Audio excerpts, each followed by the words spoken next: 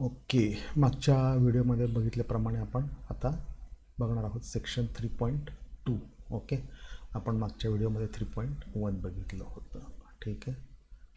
Okay, तर याच्यामध्ये आहे गव्हर्नन्स हा टॉपिक आहे बेसिकली. तर त्याच्या खाली काय काय येतं की ब्ल्यूप्रिंट्स, पॉलिसी, रिसोर्स लॉक्स आणि सर्व्हिस ट्रस्ट पोर्टल हे टॉपिक्स आहेत त्याच्यामध्ये. ओके, तर आपण याच्यामध्ये आता बेसिक्स ऑफ गव्हर्नन्स काय आहेत ते बघूया. ठीक आहे.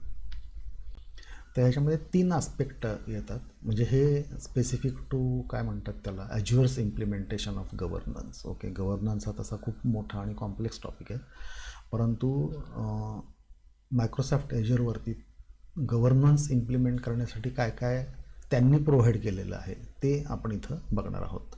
तर त्यात त्यांनी 3 प्रमुख गोष्टी दिलेल्या आहेत, त्या म्हणजे पॉलिसी, इनिशिएटिव्ह आणि ब्ल्यूप्रिंट्स. ओके, तर पहिली गोष्ट म्हणजे पॉलिसी. तर पॉलिसी म्हणजे काय आहे, तर definition of a condition which you want to control or govern. म्हणजे काय की हे असंच करायचं, त्याला म्हणतात पॉलिसी, म्हणजे कंडिशन थोडक्यात. म्हणजे काय की सर्वांना ह्याच प्रकारचा ॲक्सेस असला पाहिजे व्हर्च्युअल मशीनवरती, किंवा हा पोर्ट ओपन असता कामा नये. अशा प्रकारच्या ज्या गोष्टी असतात त्याला पॉलिसी म्हणतात. किंवा जे आपण मागच्या वेळेला बघितलं की टॅग्स, की हे जे टॅग्स आहेत त्यांना व्हॅल्यू ही भरावीच लागेल, ही पॉलिसी झाली. Okay, so that is called policy. Administrative policy किंवा अशा पॉलिसी अशा शब्दाने आपण जेव्हा त्या अर्थाने तो शब्द वापरतो त्या अर्थाने हा शब्द इथं घेतलेला आहे. सगळ्यात महत्त्वाची गोष्ट म्हणजे ते डिफाईन करता येऊ शकते पॉलिसी, हे इम्पॉर्टंट आहे त्याच्यामध्ये. ओके, त्याच्यानंतर इनिशिएटिव्ह म्हणजे काय, a collection of Azure policy definitions, की जे आपण आत्ताच बघितलं, that are group together towards a specific goal. Okay, मग आता हे काय असतं की बऱ्याच कंपन्या आहेत आणि बऱ्याच काय म्हणतात त्याला सिक्युरिटीच्या दृष्टिकोनातून इतके कंप्लायन्सेस आहेत की काय तुम्ही विचारूच शकत नाही की क्रेडिट कार्डची इन्फॉर्मेशन किती, कुठली इन्फॉर्मेशन असावी, ती कुठे स्टोर्ड असावी, तिला कोणाला ॲक्सेस असावा, असे हे खूप नियम आहेत त्याच्यामध्ये. PCI DSS म्हणा, असंख्य कंप्लायन्स हे आहेत, नॉर्म्स आहेत. आणखीन ती प्रत्येक एंटिटी जी असेल, आता तुम्ही as soon as you start collecting a particular type of information, that company comes in to the picture. Okay, GDPR आहे बाबा, की युरोपमधल्या नागरिकांचा डेटा कसा स्टोअर्ड असावा, कुठे स्टोअर्ड असावा, असे असंख्य नियम आहेत, लिटरली असंख्य नियम आहेत. आणखीन ते पाळावे लागतात सगळ्या कंपन्यांना जे त्या क्षेत्रामध्ये काम करतात. तर इनिशिएटिव्ह म्हणजे काय बेसिकली, की एक सेट ऑफ पॉलिसीज बनवायच्या, आणखीन त्या पॉलिसीज ग्रुप करायच्या, त्याला इनिशिएटिव्ह म्हणायचं. पण collection of Azure policy definitions that are group together towards a specific goal. म्हणजे काय की हे कंप्लायन्ससाठी, ह्या कंप्लायन्ससाठी ह्या पॉलिसीज मी एकत्र केलेल्या आहेत, त्याच्यासाठी हा इनिशिएटिव्ह आहे. म्हणजे ते ॲप्लाय करायला सोपं जातं. आणखीन त्या अप्लाय केलेल्या असल्या की ऑडिटिंग करणारं किंवा एक्सप्लेन करणारे जे असतात की कशा आम्ही त्या इम्प्लिमेंट केलेल्या आहेत त्यांना दाखवायला ते सोपं जातं, बाकी काही नाही आहे त्याचं. Okay, it's a logical container basically. त्याच्यानंतर ब्ल्यूप्रिंट, इथं सगळा खेळ सुरू होतो. A container for composing set of standards, patterns and requirements for implementation of Azure cloud services, security and design. Okay, often used in the same sentence as the phrase new environments. तर ह्याला काय आहे की policies आणि initiatives हे घ्यायचे, policy किंवा initiative ते घ्यायचं. त्याच्यानंतर त्याला अजूनही तुम्हाला काही पॅटर्न्स लावायचे असतील, स्टँडर्ड्स लावायचे तुम्ही लावू शकता. आणखीन त्यात तुम्ही आर्म टेम्पलेट्स टाकू शकता. आर्म टेम्पलेट्स आपण बघू नंतर.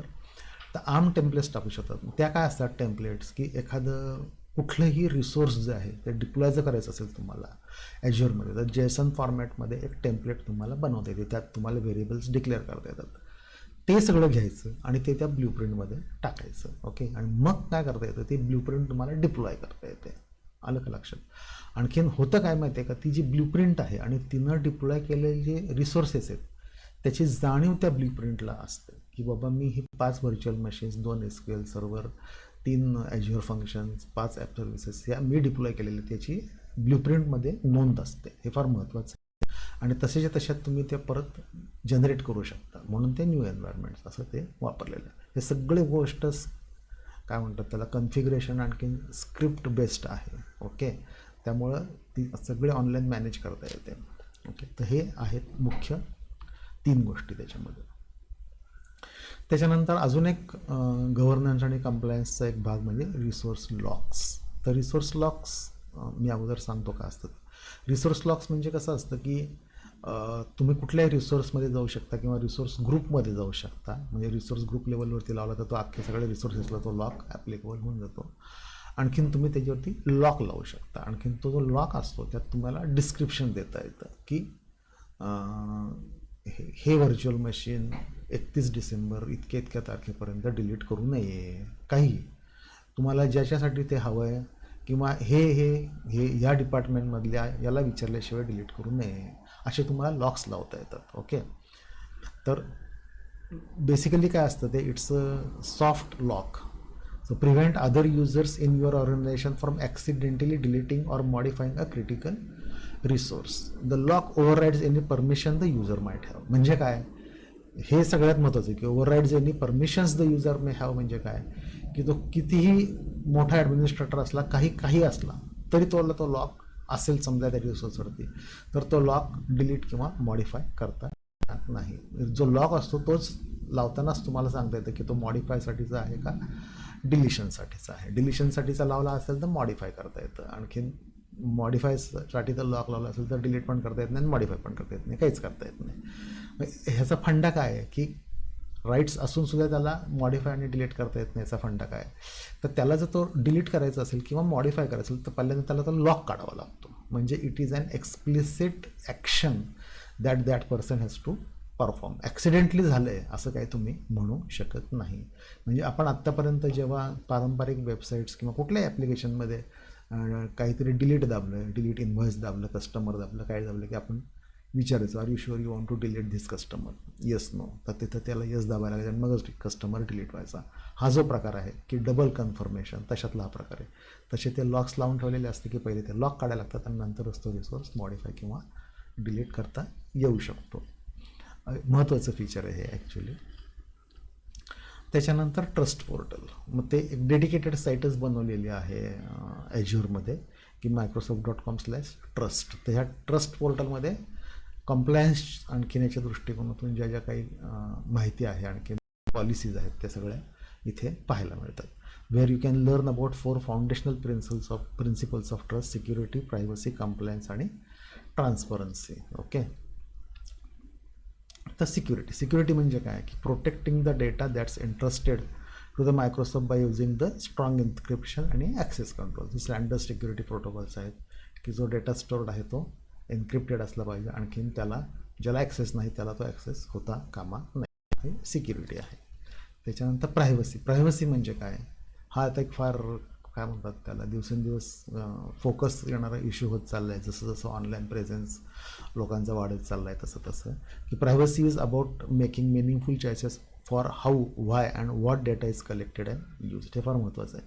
म्हणजे काय, तुमच्या आधार कार्डची इन्फॉर्मेशन आहे का, किंवा तुमचे SSN नंबर्स असतात, सोशल सिक्युरिटी नंबर US मध्ये वापरतात ते किंवा क्रेडिट कार्डचे नंबर, क्रेडिट कार्डचे काय म्हणतात त्याला CVV नंबर्स असतात ते तुम्ही स्टोअर करता का. त्याच्यानंतर डेट ऑफ बर्थ. हे खूप म्हणजे ज्या गोष्टी वापरून लोक इंट्रूड करू शकतात त्यात ती इन्फॉर्मेशन तुम्ही स्टोअर करता का. जर स्टोअर करत असाल तर ते कुठं करता, ती इन्क्रिप्टेड आहे का नाही, याला ॲक्सेस कसा ठेवलेला आहे. त्याच्यानंतर ही इन्फॉर्मेशन तुम्ही कुठल्याही प्रकारे विकता का, ॲग्रिगेट करता का, ॲग्रिगेट करून तुम्ही काय करता, हे सगळं आता कंप्लायन्स खाली येतं. तर त्याच्यामध्ये हे प्रायव्हसी ही फार महत्त्वाची गोष्ट आहे. थोडक्यात तुम्हाला ज्याला PII जे म्हणतात की पर्सनली आयडेंटिफायबल इन्फॉर्मेशन, ती याच्यामध्ये येते. आणखीन ती जास्तीत जास्त सिक्युअर करून ठेवायचा प्रयत्न केला जातो. ओके, त्याच्यानंतर कंप्लायन्स म्हणजे काय की जे मी आत्ता अगोदर बोलत होतो की ज्या बॉडीज असतात कंप्लायन्सच्या, त्यांचे जे स्टँडर्ड्स असतात ते पास होणं, त्याला म्हणतात compliance with regulations is critical and Microsoft aims to ease this task for Azure customers. तर त्यांनीच अभ्यास करून मायक्रोसॉफ्टने जे जे काही त्यांचे रेग्युलेशन्स आहेत, रूल्स अँड रेग्युलेशन्स आहेत कंप्लायन्स कंपन्यांचे, तेच त्यांनी त्यांच्या ह्याच्यामध्ये इम्प्लिमेंट करायचा प्रयत्न केलेला आहे, जेणेकरून तुम्ही ॲज्युअरला मायग्रेट झालं की तुम्हाला वेगळं असं स्वतंत्र काय करायची गरज नाही, की तो डेटा मायक्रोसॉफ्टने स्टोअर करताना असा स्टोअर केलेला आहे असं ते मायक्रोसॉफ्ट स्वतःच हे करतं. आणि मायक्रोसॉफ्टने असं केलं की ज्या कंप्लायन्स कंपन्या आहेत त्यांच्याकडनंच सर्टिफिकेशन करून घेतलेलं आहे त्यांच्या स्टोरेजविषयी किंवा सिक्युरिटीविषयी किंवा ॲक्सेसविषयी. अशा प्रकारे ते सगळा प्रकार चाललेला आहे. आणि तुम्ही आता कल्पना करा, जस्ट एक 2 मिनटं विचार करा की ज्यांच्याकडे म्हणजे अशा असंख्य कंपन्या असतील आणि अजूनही आहेत की ज्यांच्याकडे अक्षरशः शेकडो सर्व्हर असतील आणि त्यांना सगळ्यांना ते जर करायचं असेल मॅन्युअली की तिथे हे पॅचेस लावलेत का, हे केलं आहे का, ते केलं आहे का, एन्क्रिप्शन आहे का, हे बघणं किती अवघड होत असेल एका काळामध्ये. आणखीन आता क्लाउडमध्ये हे सगळं आल्यानंतर त्यांनी टॉप लेवलला हे केल्यानंतर हे जे ज्याला मी स्वतः नॉन प्रोडक्टिव्ह म्हणतो की ज्याचा कंपनीच्या स्वतःच्या बिझनेसशी काहीही संबंध नाही, पण कंप्लायन्स म्हणून एखाद्या कंपनीला या गोष्टी कराव्या लागतात, त्या जवळजवळ सगळ्या आउटसोर्स केल्यासारखं झालेलं आहे. ओके, तर आत्ता आपण हा सेक्शन 3.2 बघितला. याच्यामध्ये पुढच्या व्हिडिओमध्ये आपण बघू सेक्शन 3.3. ओके, चलो, थँक्यू.